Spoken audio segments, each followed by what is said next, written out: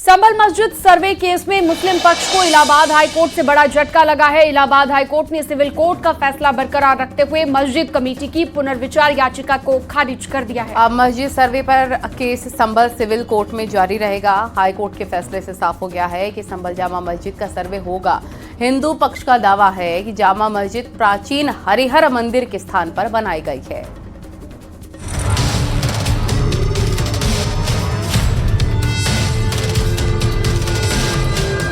संभल की जामा मस्जिद और हरिहर मंदिर विवाद मामले में इलाहाबाद हाईकोर्ट का फैसला आ गया है। एचसी ने रिव्यू अर्जी खारिज कर दी है, जिससे मस्जिद कमेटी को बड़ा झटका लगा है।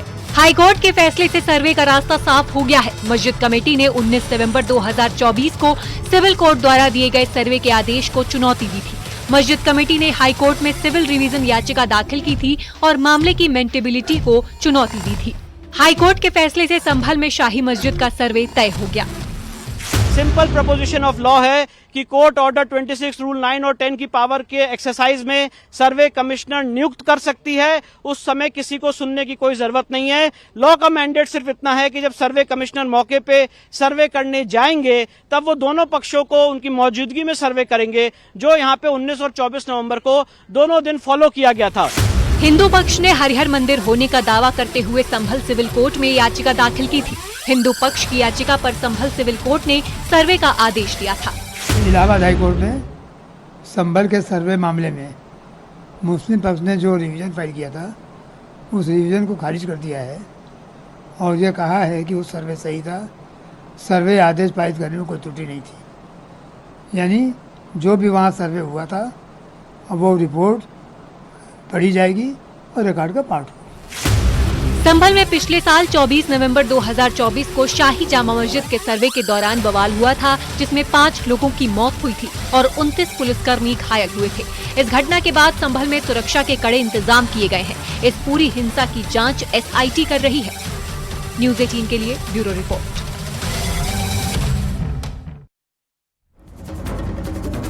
संभल पर हाईकोर्ट के फैसले के बाद मौलाना बरेलवी ने कहा है कि हिंदुओं को खुश होने की जरूरत नहीं है। हम लोग सुप्रीम कोर्ट में हाईकोर्ट के आदेश को चुनौती देंगे। मौलाना ने साफ तौर पर कहा है कि संभल की जामा मस्जिद कल भी जामा मस्जिद थी, आज भी जामा मस्जिद है और भविष्य में भी मस्जिद ही रहेगी। संभल की जामा मस्जिद के सिलसिले में इलाहाबाद हाई कोर्ट ने जो फैसला दिया है उससे वक्ती तौर पर मुसलमानों में मायूसी जरूर हुई है, मगर मुस्लिम पक्ष के लोग माहिरीन कानून से सलाह मशवरा करने के बाद इस फैसले को सुप्रीम कोर्ट में चैलेंज करेंगे। मगर दूसरी तरफ हिंदू पक्ष को इस पर बहुत ज्यादा जश्न मनाने की जरूरत नहीं है। जिस तरीके से जश्न का इजहार किया जा रहा है, मिठाइयां बांटी जा रही हैं, तो ये उनको सोचना चाहिए। करोड़ों मुसलमान संभल की जामा मस्जिद को मस्जिद मानता है और वो कल भी मस्जिद थी, आज भी मस्जिद है और कल भविष्य के दिनों में भी वो मस्जिद ही रहेगी। संभल में एसपी सांसद बर्क को बड़ा झटका लगा है। बिजली विभाग ने पूरे जुर्माने को बरकरार रखा है। बर्क पर 1,91,00,000 बिजली की चोरी का आरोप है। अब सांसद अपील के लिए कोर्ट में जा सकते हैं। अपील का वक्त पूरा होने के बाद रिकवरी होगी।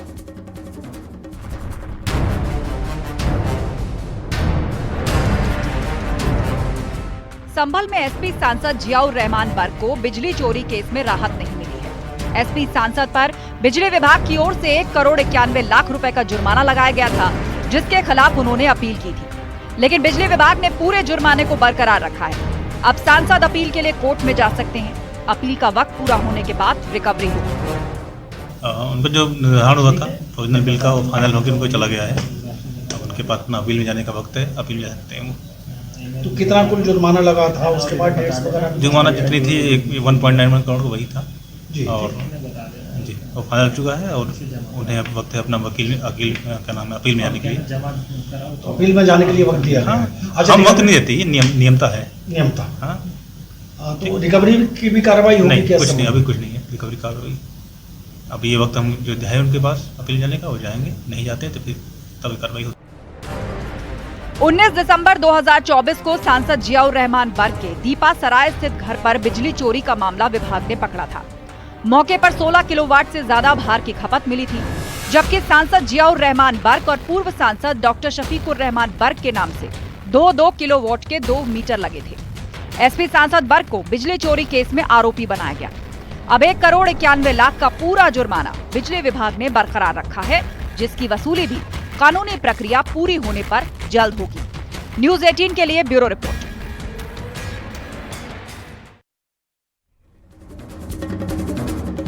एसपी राष्ट्रीय महासचिव शिवपाल यादव के बेटे और बदायूं सांसद आदित्य यादव ने अपनी ही सरकार की पोल खोल दी है। आदित्य यादव ने कहा है कि एसपी सरकार में चोरी से बिजली कटिया डालने पर भी कर्मचारी अधिकारी कार्रवाई करने की हिम्मत नहीं रखता था। एक रिपोर्ट आपको दिखाते हैं।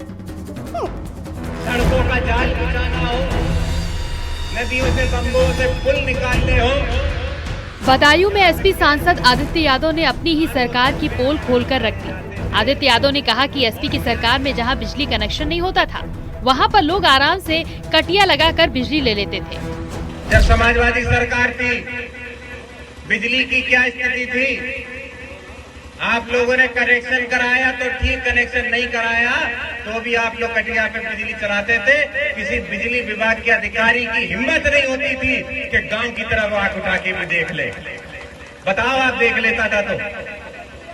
और ऐसा कहीं नहीं होता था कि इस मोहल्ले में बिजली काट दो और उस मोहल्ले को बिजली दे दो। एसपी सांसद आदित्य यादव ने पुलिस पर भी निशाना साधा। उन्होंने कहा कि पहले थाने जाओ तो थानेदार अपनी कुर्सी बैठने के लिए दे देता था, लेकिन अब ऐसा नहीं है। सड़कों का जाल बिछाना हो, नदियों से बंबों से पुल निकालने हो, यहाँ तक के थानों तक में अगर आप चले जाते थे और न्याय की मांग करते थे तो थानेदार जो होता था खड़ा होकर तुम्हें कुर्सी देने का काम करता था। आज तुम्हारी कोई पूछ नहीं रह गई है। बदायूं से एसपी सांसद आदित्य यादव अखिलेश यादव के चचेरे भाई हैं। वो अखिलेश के चाचा शिवपाल के बेटे हैं। आदित्य यादव के मंच से दिए बयान में एक बार फिर साबित कर दिया कि उनकी सरकार के राज में पुलिस वालों की क्या स्थिति थी। आदित्य यादव ने कहा कि अगर एसपी सरकार आगे आ जाती है तब थानेदार को अपनी कुर्सी से खड़ा होकर न्याय देना होगा। न्यूज़ 18 के लिए bureau report. CM Yogi Adityanath ने अखिलेश यादव और डिप्टी सीएम ब्रजेश पाठक के बीच विवाद पर प्रतिक्रिया दी है। उन्होंने इशारों में अखिलेश को नसीहत भी दी है। सीएम योगी ने लिखा कि एसपी से किसी आदर्श आचरण की अपेक्षा करना बेकार है, लेकिन सभ्य समाज में ऐसे अभद्र बातें नहीं हो सकती। देखिए,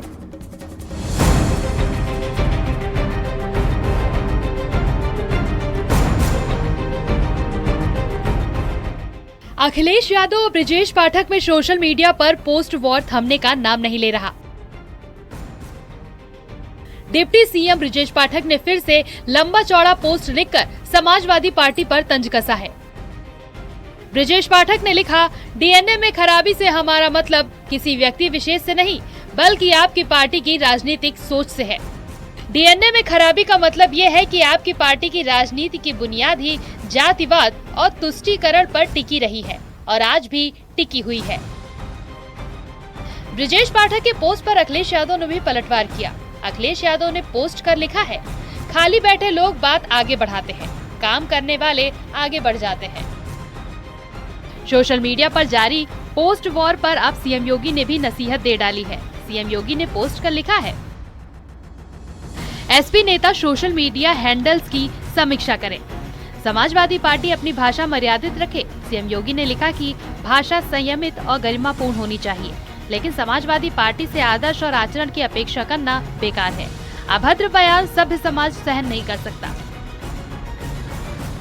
ब्रजेश पाठक और अखिलेश यादव के बीच डीएनए को लेकर किए पोस्ट पर सोशल मीडिया पर जंग छिड़ी हुई है।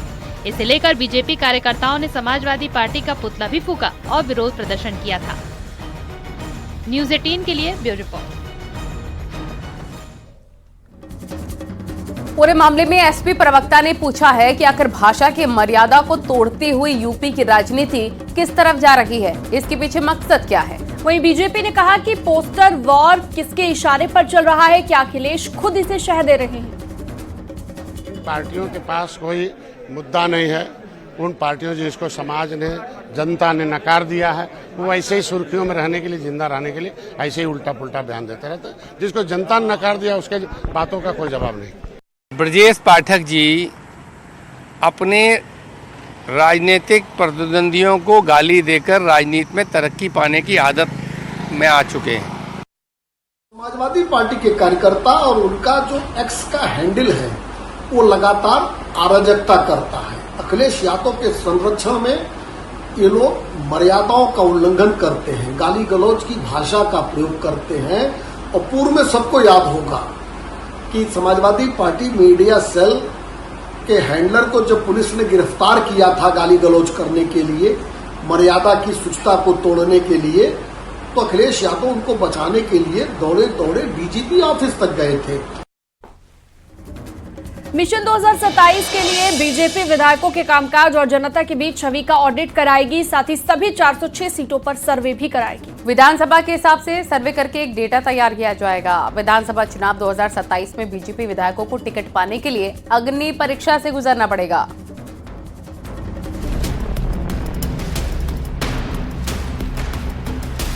बीजेपी साल 2027 के विधानसभा चुनाव के लक्ष्य को भेदने के लिए प्रत्याशी चयन में सावधानी बरत रही है। बीजेपी परफॉर्मेंस के आधार पर और जनता की पसंद के प्रत्याशी ही विधानसभा चुनावों में उतारेगी। बीजेपी यूपी की सभी विधानसभा सीटों पर प्रत्याशियों को लेकर 3 लेवल सर्वे करा रही है। बीजेपी के मौजूदा विधायकों का 3 लेवल सर्वे हो रहा है। परफॉर्मेंस के आधार पर बीजेपी विधानसभा की टिकट तय करेगी। बीजेपी यूपी में 58 कमजोर सीटों पर ज्यादा फोकस कर रही है। इसमें से कई बीजेपी की हारी हुई सीटें हैं तो कई कमजोर सीटें हैं। तो ये जो त्रिस्तरीय सर्वे है, इसमें कई कंपोनेंट शामिल करके भारतीय जनता पार्टी सुनिश्चित होना चाहती है अभी मिड टर्म में ही कि 2027 जो अभी करीब 2 साल दूर है, उस समय इनको कोई दिक्कत न हो। और कौन से ऐसे विधायक हैं जो मिड टर्म में सुधर सकते हैं, यानी अगले 2 साल तक इनका कामकाज बेहतर हो सकता है, कौन एकदम से फिसड्डी होंगे, उनके लिए क्या रेमेडी होगी, और कौन अच्छे हैं तो और बेहतर कैसे करें। मुझे लगता है कि बीजेपी इसी अपने रणनीति पर काम कर रही है। बीजेपी मौजूदा विधायकों को जो 3 लेवल सर्वे कराने जा रही है, उसके कई पॉइंट्स भी बनाए जा रही हैं। पहली और दूसरी बार के विधायकों का परफॉर्मेंस कैसा रहा, क्षेत्र में विकास निधि की धनराशि खर्च करने की स्थिति कैसी है, जन समस्याओं के पूरा करने में कितनी सक्रियता दिखाई, पिछले चुनाव में अगर कम मार्जिन से जीते तो क्या वजह थी, जनता की नजर में विधायकों की छवि कैसी है, 2027 में चुनाव जीतने विधायक की संभावना कितनी है, विधायक ने केंद्र और राज्य सरकार की योजनाओं का लाभ दिलवाने में कितनी गंभीरता दिखाई, विधायक ने संगठन के अभियानों में किस तरह से रुचि दिखाई। विधायकों की ऑडिट रिपोर्ट में A, B, C 3 कैटेगरी होगी। ऑडिट के बाद विधायकों को क्लासिफाई करते हुए नंबर दिए जाएंगे। सरकार को स्तर से पूरा डेटा तैयार करके पार्टी के शीर्ष नेतृत्व को रिपोर्ट भेजी जाएगी। तमाम बिंदुओं को लेकर त्रिस्तरीय सर्वे भारतीय जनता पार्टी करा रही है और ये माना जा रहा है कि उत्तर प्रदेश में भारतीय जनता पार्टी परफॉर्मेंस के आधार पर ही इस बार टिकट वितरण करेगी। यही नहीं, भारतीय जनता पार्टी के जो इस बार बीजेपी से जो प्रत्याशी चुनावी मैदान में विधानसभा के होंगे वो जनता की पसंद के होंगे, ऐसा भारतीय जनता पार्टी तैयारियों में जुटी हुई है। कैमरामैन गोपी गिरी के साथ संकेत मिश्रा, न्यूज 18 लखनऊ। ऑपरेशन सिंदूर से जुड़ी एक मेगा एक्सक्लूसिव जानकारी नेटवर्क 18 के हाथ लगी है। इस जानकारी के मुताबिक इस ऑपरेशन के टारगेट्स की सारी जानकारी सिर्फ एनएसए अजीत डोभाल को थी। ऐसा इसलिए किया गया क्योंकि पूरी प्लानिंग को सीक्रेट रखना था। एनएसए अजीत डोभाल आखिरी वक्त पर टारगेट्स बदलने के लिए आए और इसी को लेकर एक रिपोर्ट आपको दिखाते हैं।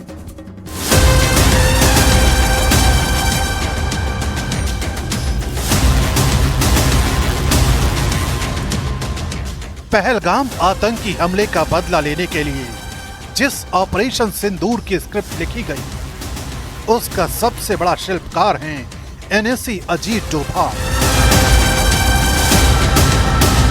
न्यूज 18 इंडिया के हाथ लगी मेगा एक्सक्लूसिव जानकारी के मुताबिक ऑपरेशन सिंदूर से जुड़े सारे टारगेट्स की जानकारी बेहद सीक्रेट थी। टारगेट्स की सारी जानकारी सिर्फ और सिर्फ देश के राष्ट्रीय सुरक्षा सलाहकार अजीत डोभाल के पास थी। ये अजीत डोभाल की ही रणनीति थी कि डिफेंसिव और ऑफेंसिव दोनों पर बराबर काम किया गया। यानी ये तय किया गया कि अगर हमला किया गया तो जवाब देने की रणनीति क्या होगी। सूत्र बताते हैं कि ऑपरेशन सिंदूर के आखिरी वक्त तक किन टारगेट्स को हिट करना है, ये जानकारी सिर्फ अजीत डोभाल के पास थी। उन्होंने कई टारगेट्स की लिस्ट बनाई थी जिन्हें सुरक्षा बल के साथ साझा किया गया था, लेकिन हाई लेवल गोपनीयता बनाए रखने के लिए 2 घंटे पहले लक्ष्यों को बदल दिया गया। यानी अजीत डोभाल के अलावा कोई नहीं जानता था कि 6 से 7 मई की रात भारतीय सेना पाकिस्तान में किन टारगेट्स को हिट करने वाली है। सूत्रों के मुताबिक बहावलपुर और मुरीद के जैसे लक्ष्य पहले से तय थे, लेकिन आतंकवाद के आकाओं और पाकिस्तान की सेना को यह संदेश देना जरूरी था कि भारतीय सेना की पहुंच से कोई टारगेट दूर नहीं है। खबर है कि ऑपरेशन के लिए 2 फेज तय किए गए। पहले चरण में आतंकवादी ढांचे को खत्म करना, मसलन लश्कर-ए-तैयबा, जैश-ए-मोहम्मद जैसे समूहों से जुड़े आतंकी ठिकानों, लॉजिस्टिक हब पर हमला करना था। जबकि दूसरे चरण में पाकिस्तान की सेना ने खुले तौर पर जवाबी कार्रवाई का समर्थन किया तो बॉर्डर पोस्ट, ड्रोन बेस और दूसरे महत्वपूर्ण सैन्य ठिकानों को निशाना बनाना था। खास बात ये कि इस दौरान रियल टाइम इंटेलिजेंस का सहारा लिया गया। अजीत डोभाल ने सर्जिकल एक्यूरेसी तय करने के लिए भारत के हाईटेक इंटेलिजेंस सिस्टम का इस्तेमाल किया। ह्यूमन इंटेलिजेंस मुख्य रूप से MI जैसी एजेंसियों से हासिल की गई, यानी वो जानकारी जो खुफिया एजेंट एक दूसरे से साझा करते हैं। ह्यूमन इंटेलिजेंस ने POK और पाकिस्तान के पंजाब में आतंकी ठिकानों की स्थिति की जानकारी दी।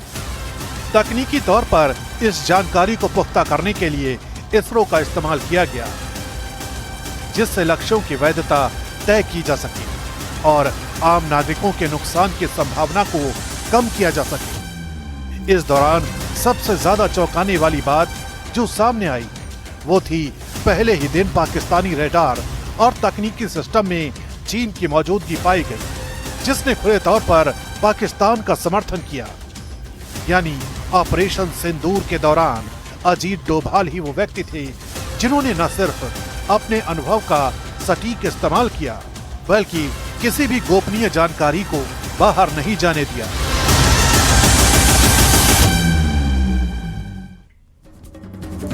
भारतीय सेना की तरफ से ऑपरेशन सिंदूर को लेकर बड़ी जानकारी दी गई है। इस जानकारी के मुताबिक पाकिस्तान ने न सिर्फ सिविलियंस को टारगेट पर लिया था, बल्कि अमृतसर का गोल्डन टेम्पल भी उनके निशाने पर था। लेकिन भारत के मजबूत एयर डिफेंस सिस्टम के चक्रव्यूह को पाकिस्तान का कोई भी हथियार भेद नहीं पाया।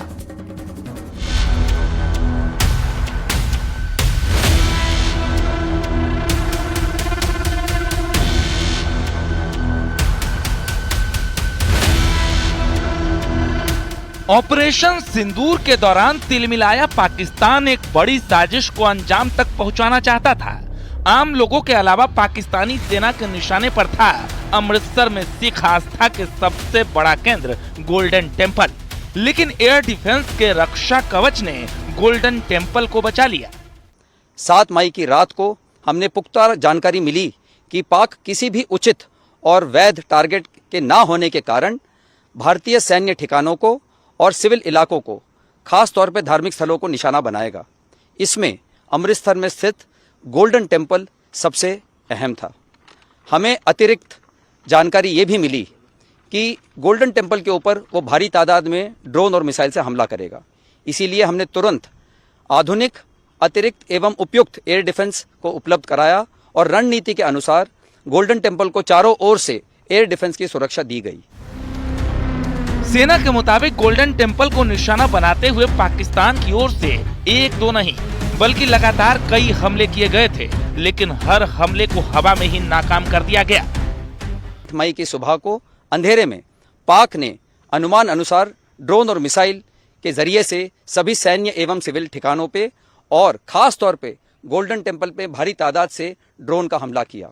क्योंकि हम इसके लिए तैयार थे तो भारतीय सेना के आर्मी एयर डिफेंस के सतर्क और सशक्त योद्धाओं ने पाकिस्तान के नापाक इरादों को पूरी तरीके से ध्वस्त करते हुए ड्रोन और मिसाइल हमले को पूरी तरह से विफल कर दिया और हमने गोल्डन टेम्पल पे एक आंच भी नहीं आने दी। ऑपरेशन सिंदूर के दौरान पाकिस्तानी मिसाइल और ड्रोन अटैक से पंजाब के अमृतसर में गोल्डन टेम्पल को भारतीय सुरक्षा बलों और हमारे एयर डिफेंस सिस्टम आकाश और L-70 एयर डिफेंस गन ने कैसे बचाया और कैसे पाकिस्तान के नापाक प्लान को जमींदोज कर दिया, सेना ने इसका डेमो भी दिखाया है।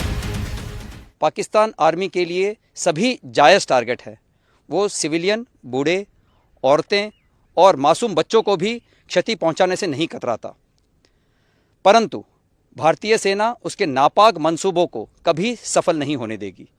पाकिस्तान आर्मी भारतीय सेना का सामना नहीं खड़ी होकर कर सकती, इसीलिए अपने ही क्षेत्र से वो ड्रोन और मिसाइल अटैक का सहारा लेती है।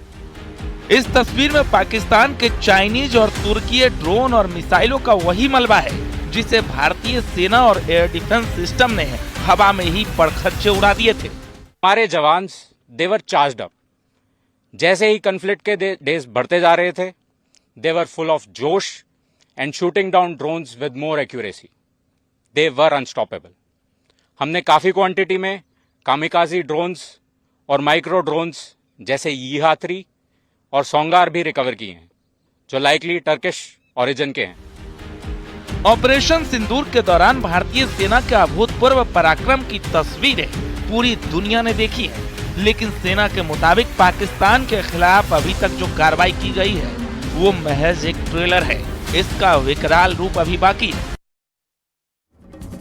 खबरें जारी हैं, रुकेंगे छोटे से ब्रेक के लिए। आप देखते रहिए न्यूज़ 18।